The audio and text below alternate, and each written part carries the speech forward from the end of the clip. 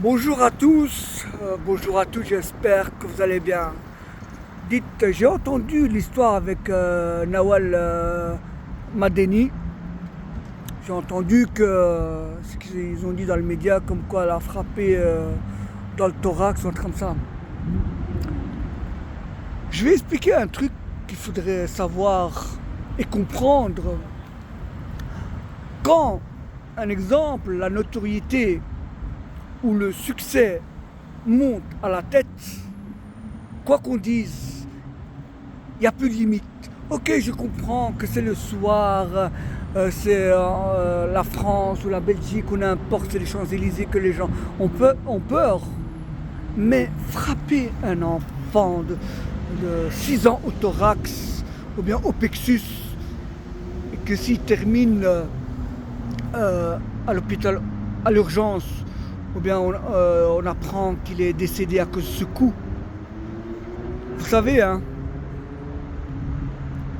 avec ce coup-là, eh ben, les gens ils peuvent payer toute leur vie. Moi, j'étais au Festival de Cannes, j'étais au Festival de Berlin, j'ai rencontré les stars inimaginables. J'ai sorti mon livre L'homme à la rose blanche. L'humilité et la reconnaissance ouvrent les portes. Il y a plus grave que ça. Il y a des gens qui se font tuer, bombardés. Et ça, on n'en parle pas.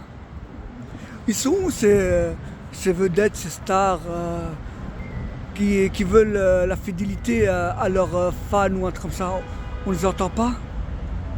Regardez des gens qui se font bombarder en Palestine, que ce soit des familles, des enfants. Ils n'en parlent pas, ces stars. Vous savez pourquoi? Parce que, je vais vous dire c'est quoi le problème. Parce qu'ils ont peur de leur carrière.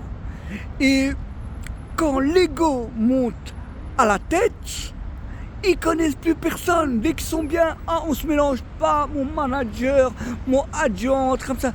Mais dès qu'ils sont pas bien, là, on prend les gens par les sentiments. On a tous on est humain, on a tous des faiblesses, on a tous eu des problèmes et tout. Mais il faut savoir une chose, le karma, c'est comme un ballon quand tu lances sur le mur et ça revient. Et juste une chose à vous dire, un peu d'amour, un peu de cœur dans votre existence. On sait très bien que parfois les Maghrébins, les étrangers ne passent pas à la télé, à part s'il faut prostituer son art. Et j'ai une chose à vous dire, soyons acteurs de notre vie, pas des faux figurants au regard des autres, parce que le prétexte, le mensonge, le buzz, ça ne paye pas les factures. À méditer, voilà.